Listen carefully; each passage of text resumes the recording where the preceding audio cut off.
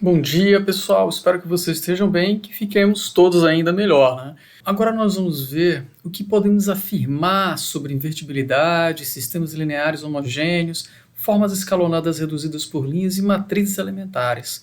São 4 afirmações que são ao mesmo tempo verdadeiras, legítimas ou ao mesmo tempo incorretas.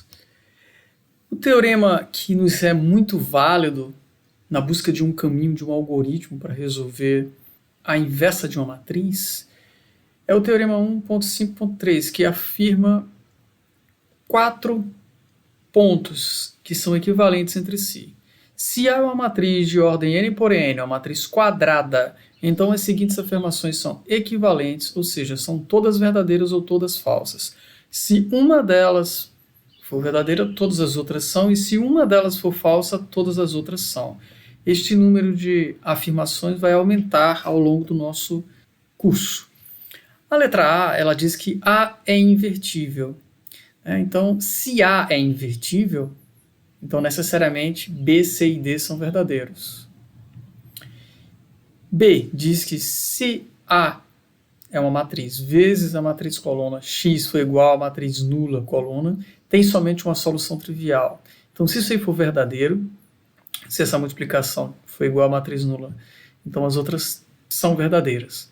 Na letra C, diz que a forma escalonada reduzida por linhas de A é A sobre N, é a matriz de identidade de ordem N por N. E a letra D afirma que A pode ser expressa por um produto de matrizes elementares. A ideia é provar que a primeira afirmação implica necessariamente na segunda. Notando aqui a primeira afirmação A, que diz que A é invertível, nós vamos mostrar que A implica B. Depois nós vamos mostrar que B implica C. Depois que C implica D, e depois que D implica A, e aí o ciclo completo é feito. Se uma delas for falsa, todas as outras são, porque aí a implicação de falsidade é verdade para todas as outras. Então basta verificar se uma é verdadeira que as outras 3 irão ser satisfeitas, ou não. Na suposição A, ela diz que se A é invertível, então necessariamente nós vamos ter isso aqui. Temos que mostrar que a matriz A vezes a matriz coluna X é igual a matriz coluna 0 tem somente a solução trivial. Seguindo esse raciocínio, nós teremos que, vamos supor que A é invertível, e seja que A subíndice 0 é uma solução qualquer de AX igual a 0. Assim, A vezes x subíndice 0 é igual a matriz coluna nula. Multiplicando ambos os lados dessa equação pela matriz A menos 1, nós vamos ter esta expressão. E aí nós podemos rearranjar esta multiplicação de matrizes. Nós estamos multiplicando a esquerda aqui, temos que multiplicar a esquerda pela matriz nula. Mas esta multiplicação aqui implica que nós vamos ter um rearranjo aqui, que isso aqui vai estar associado à identidade. E uma matriz vezes a matriz nula é a matriz nula. Desta forma, A menos 1 vezes A é a identidade, vezes x subíndice 0, que é igual a 0, ou xi vezes x subíndice 0 é o próprio x subíndice 0, que é a matriz coluna. Ela é igual à matriz coluna nula. Então, x subíndice 0, que é essa solução, é nulo para todos os seus valores. Desta forma, a vezes x igual a 0 tem somente uma solução que é trivial. Então, se a gente supuser uma solução qualquer, ela necessariamente vai ser a nula, nesse caso B. Se nós agora formos de B para C, nessa sequência aqui, nós veremos que A vezes x é igual a 0 tem somente uma solução trivial. Se isso aqui for verdadeiro, isso necessariamente implicará em C, que é a forma escalonada reduzida por linhas de A é a matriz de identidade de ordem N por N. Então vamos partir da letra B. Se A vezes x é igual a matriz nula, tem somente uma solução trivial. Então, se isso aqui é verdade, A vezes x igual a 0, nós podemos escrever o sistema de equações desta forma, ok? E a solução desta maneira. A solução vai ser x subíndice 1 igual a 0, x subíndice 2 igual a 0, reticência x subíndice n igual a 0. Se isso aqui é verdade, podemos escrever a matriz aumentada desta forma.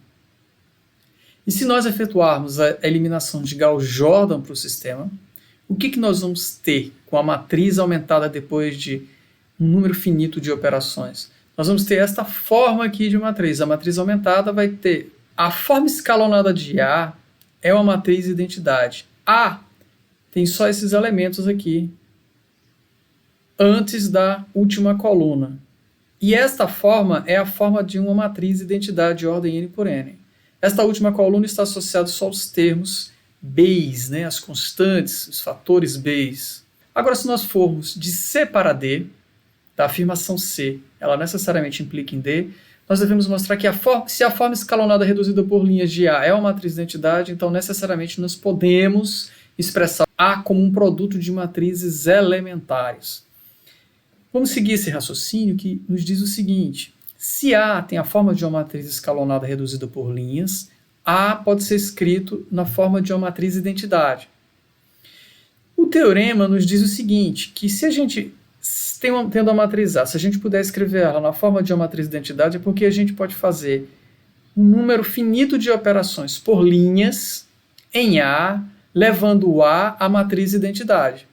Essas operações elementares por linhas podem ser representadas por matrizes elementares desta forma, E subíndice 1, E subíndice 2, reticências E subíndice K.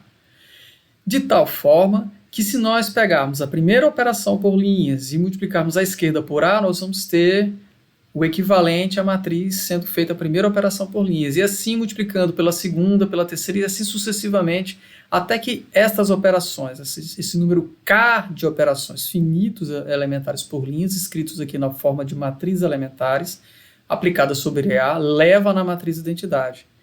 Se isso é verdade, nós podemos usar o teorema 1.5.2, lembrando que as matrizes E subíndice 1, E subíndice 2, reticências E subíndice K são invertíveis, e as inversas delas são E subíndice 1 a menos 1, E subíndice 2 a menos 1, E subíndice K a menos 1, reticências para todas as matrizes elementares. Essas seriam as inversas.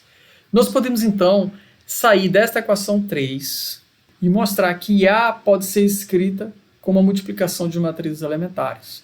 Vamos sair dessa equação 3 agora e provar isto. Aqui nós temos a equação 3.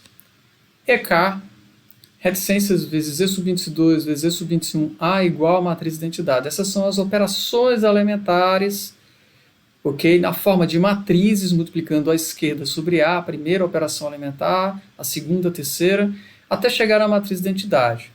Ora, se nós pegarmos esta equação e se nós multiplicarmos na sequência estas operações por EK, o inverso de EK, o inverso da próxima matriz que teríamos aqui, que seria EK-1, a inversa de EK-1, e assim sucessivamente, até E subíndice 2, a inversa de E subíndice 1, nós vamos ter esta forma de organizar a multiplicação. E subíndice 1 a menos 1, etc. e tal. Nós organizamos esta multiplicação de tal forma que nós tenhamos aqui o E subíndice K, a inversa, vezes E subíndice K. Isso necessariamente dá a identidade. E a mesma coisa vai ocorrer, porque aqui vai restar o E subíndice K menos 1 e aqui o E subíndice K menos 1 inverso. A inversa. Quando eles multiplicarem, vai dar mais uma vez a identidade. Quando nós efetuarmos esta operação K menos 3 vezes na sequência dessas multiplicações aqui, né, E subíndice K a inversa, E subíndice K menos 1 a inversa, e assim sucessivamente, nós teremos esta configuração. Note que o lado esquerdo dessa igualdade eu escrevi em vermelho e o lado direito eu escrevi em preto. Se isso aqui é uma igualdade, eu peguei a mesma sequência de multiplicação, certo? A mesma sequência de multiplicação aqui e efetuamos pela esquerda estas multiplicações aqui, de um lado da igualdade, do lado esquerdo e do lado direito da igualdade. Nós vamos manipular os dois lados. Vai ter só o E subíndice 1 a menos 1, E subíndice 2 a menos 1, vezes E subíndice 2, isso aqui vai dar a identidade, vezes E subíndice 1 vezes A. E aqui do lado esquerdo, esse conjunto de operações vezes a identidade resulta no próprio conjunto de operações.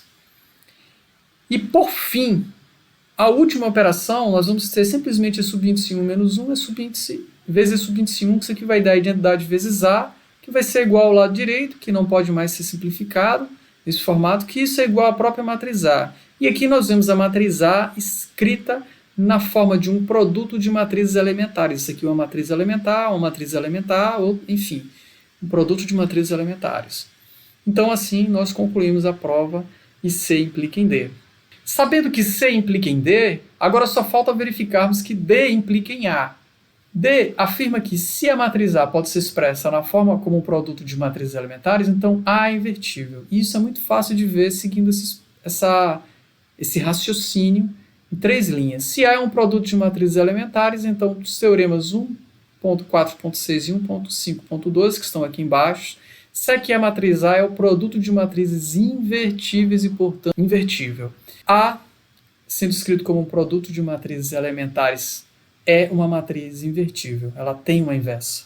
A ponderação final dessa parte vem da finalização de um caminho, da ideia central que a gente pode ter um caminho, um algoritmo para obter a inversa de uma matriz A qualquer, se ela existir.